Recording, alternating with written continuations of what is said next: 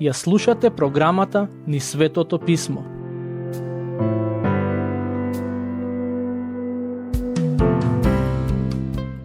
Драги слушатели, добре дојдовте во уште една епизода во која го проучуваме Светото Писмо. Моментално се наоѓаме во книгата Дела апостолски, а по-конкретно во претходната епизода завршивме со обработка на настаните поврзани со првото мисиско патување на апостолот Павле. Покрај другото, денес ќе размислуваме за првата теолошка криза во црквата. Чисто да ве потсетам дека многумина од првите христијани беа со еврејско потекло и тие не сакаат да се откажат од се што Мојсеевиот закон бара од нив, особено од обрезанието. Не само тоа, туку тие сметаат дека кога неевреите ќе поверуваат во Христос, тие мора да се обрезат и на тој начин на дело да ја покажат својата вера. Таквиот став беше широко распространет во црквата во Ерусалим, а и со тек на време речиси на секаде каде што беа започнувани нови цркви.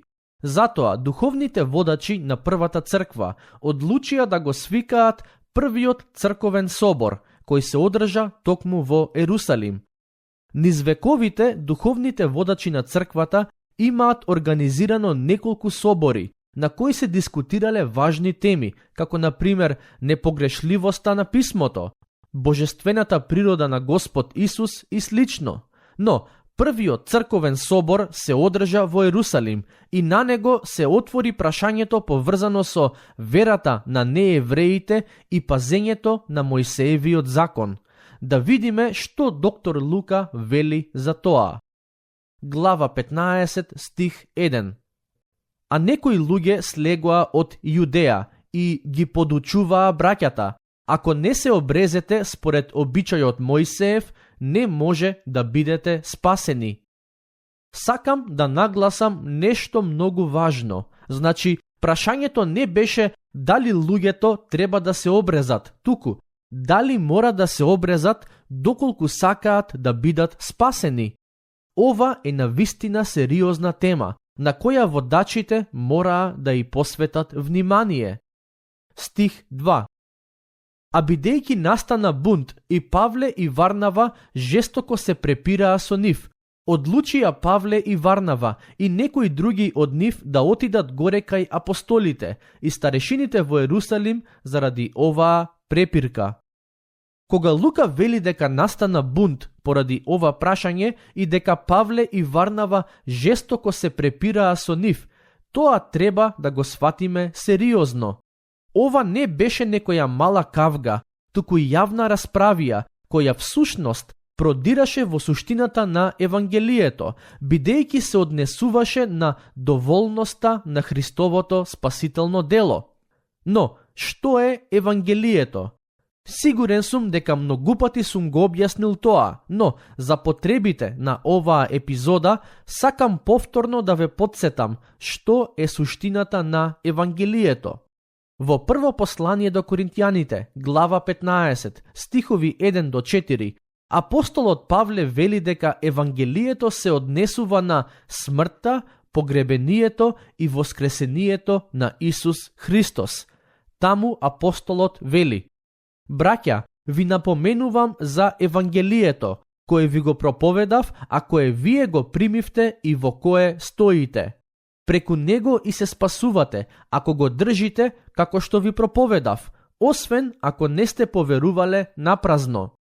Ви го предадов најнапред она што го бев и примил, дека Христос умре за нашите гревови според писмата, дека тој беше погребан и дека на третиот ден воскресна според писмата. Значи, Евангелието се однесува на Христовото дело, преку кое секој кој верува добива спасение. Секој кој сака да го добие спасението кое Бог го дава, мора да верува во смртта и воскресението на Господ Исус, но и да го следи Него. Дел од лажните еврејски учители во тоа време го веруваа ова, но тие сметаа дека верата во Господ Исус Христос не е доволна и дека оние кои ја исповедаат верата мора и да се обрезат. Тогашните еврејски учители се различни од денешните либерални теолози. Либералните теолози негираат дека Господ Исус воскресна. Тие велат дека тој е само мит, личност која можеби воопшто не постоела. Но еврејските водачи веруваа дека Исус живееше, умре и воскресна. Проблемот во нивното учење беше во тоа што тврдеа дека и верниците треба со своите дела, односно обрезанието, да придонесат за своето спасение. Ова лажно учење стана многу популарно во црквите во областа Галатија. Токму затоа апостолот Павле им напиша послание на христијаните во Галатија, за да ги предупреди дека преку прифаќањето на тие идеи, тие тргнале по многу лош пат. Денес, ретко кој верува дека може и треба да го надополни Христовото дело преку обрезание, но луѓето се обидуваат да го постигнат истиот тој ефект преку религиозни ритуали и активности, како одење во црква, правење добри дела, причестување, постење и слично. Стихови 3 и 4. Тие пак испратени од црквата, патуваа низ Феникија и Самарија и раскажувајќи за обраќањето на незнабожците, предизвикуваа голема радост кај сите браќа. А кога пристигнаа во Ерусалим, ги примија црквата, апостолите и старешините, а тие известија за се што направи со нив Бог. Кога Павле и Варнава стигнаа во Ерусалим, тие пред тамошните водачи го дадоа истиот извештај кој го дадоа и во црквата во Антиохија, имено дека Бог почна да дејствува и помеѓу неевреите кои поверуваа во Христос. Тие луѓе не знаеа ништо за Мојсеевиот закон, а сепак, кога поверуваа во нивната проповед, го примија Светиот Дух и се спасија. Стих 5. Тогаш станаа некои од приврзаниците на фарисеите, што беа поверувале, и зборуваа дека тие треба да се обрезуваат и да им се заповеда да го пазат законот Мојсеев. Овие луѓе сакаа да додадат човечки заслуги на Евангелието, но знаете, драги пријатели, кога ќе му додадете нешто човечко на Евангелието, тоа веќе не е Евангелие, туку измислена човечка религија. Единствениот начин на кој можеме и треба да му пристапиме на Господ Исус е преку вера. За жал, некои луѓе се уште се обидуваат да го заслужат спасението преку своите добри дела и врз основа на тоа што го читам во писмото, со сигурност ви гарантирам дека Господ Исус нема да ги спаси таквите луѓе.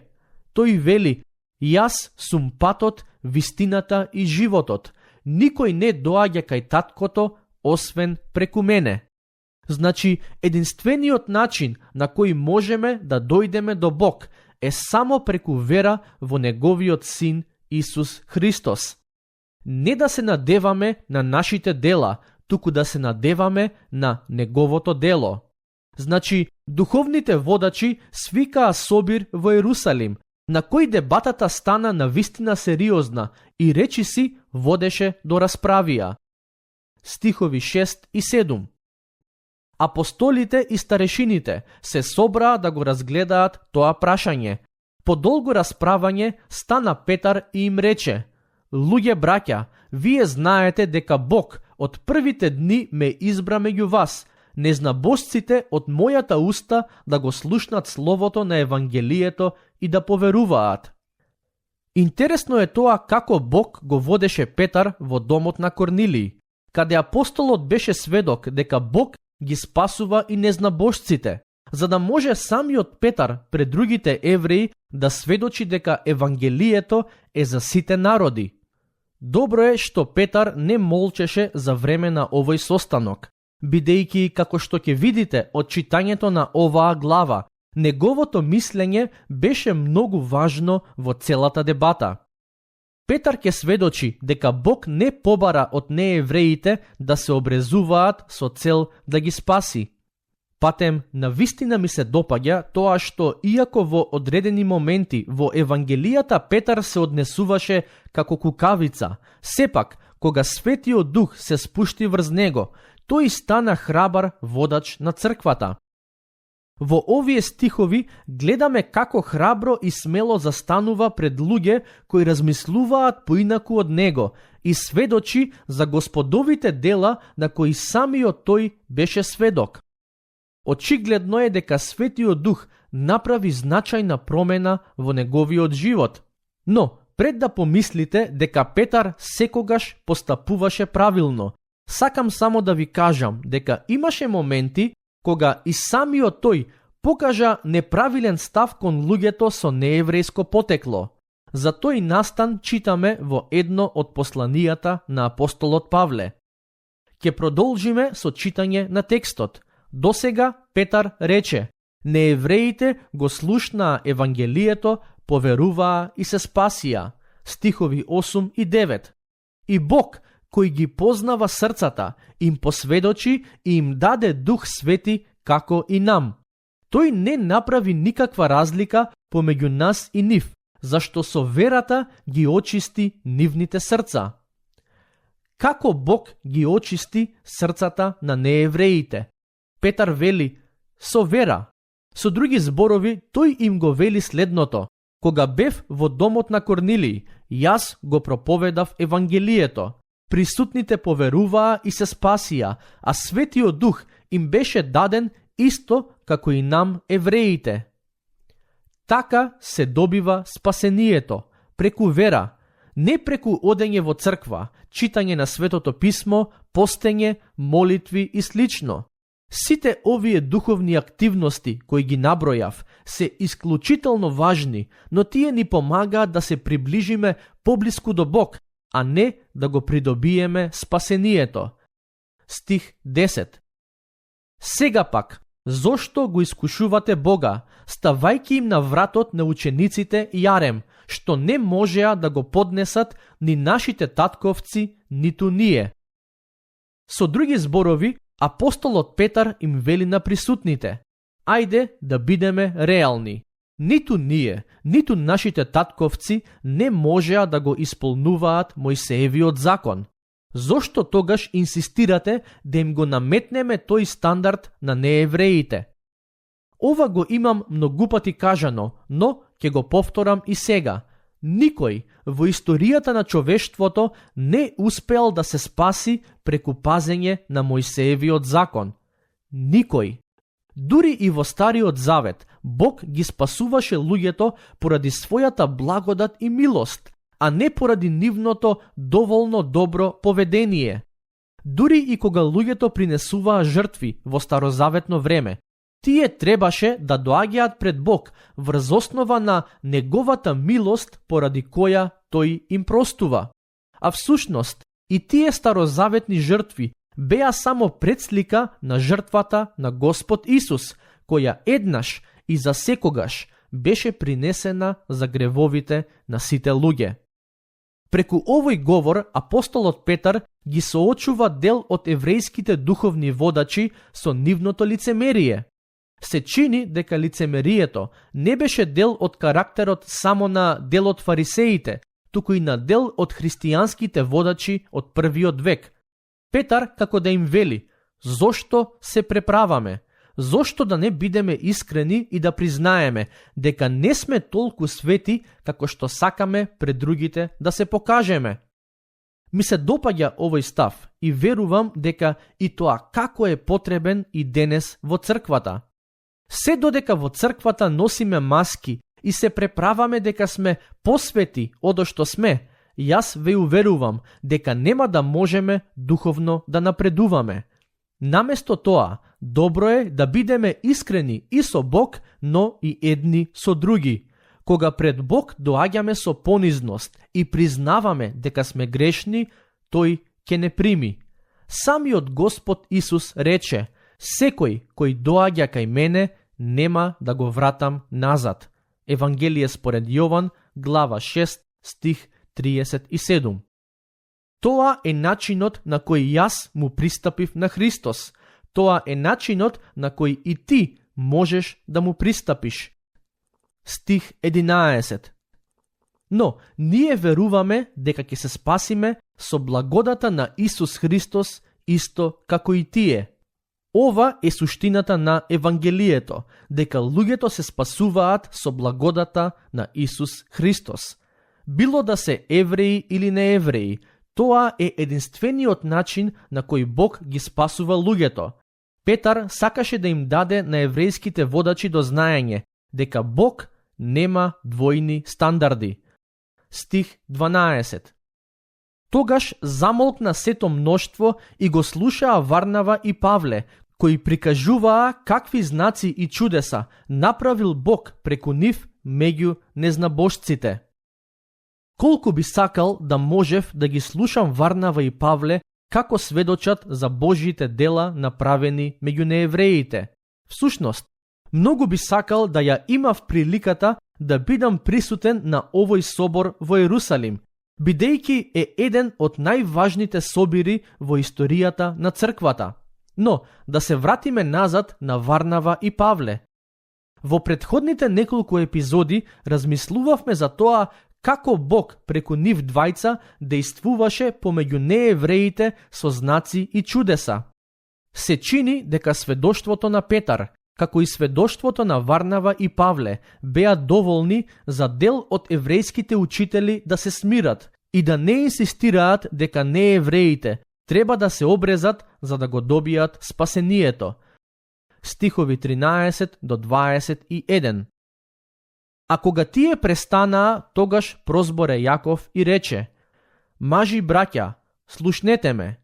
Симон изложи како Бог најнапред ги посети незнабожците, за да избере од нив народ за неговото име, и со тоа се согласуваат изборовите на пророците, како што е напишано: И потоа ќе се вратам и пак ќе го подигнам паднатиот дом на Давид, и неговите урнатини ќе ги поправам и ќе го издигнам, за да го побараат Господ и другите луѓе и сите народи, кои се наречени со моето име.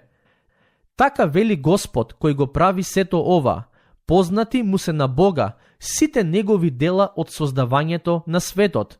Затоа, јас мислам дека не треба да им се прават мачноти на незнабожците кои се обраќаат кон Бога, туку да им се заповеда да се воздржуваат од идолски жртви, од блудство, од удавено и од крв, и да не му прават на друг ништо што ним не им е угодно. Зашто Мојсей уште од старо време во секој град имал луѓе кои го проповедаат, бидејќи го читаат по синагогите секоја сабота.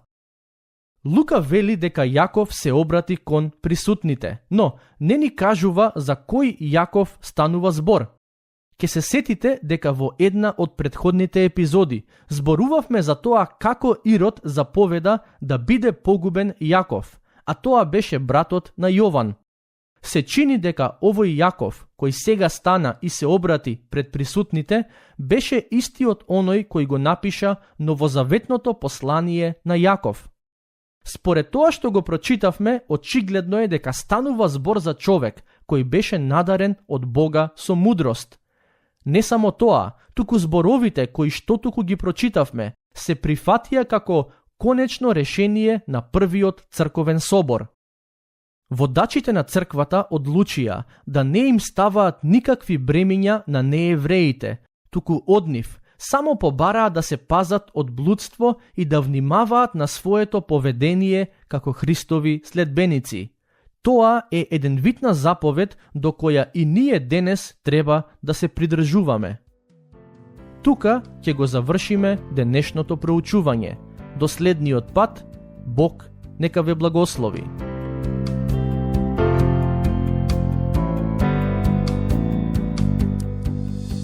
Слушнавте епизода од програмата Низ Светото Писмо.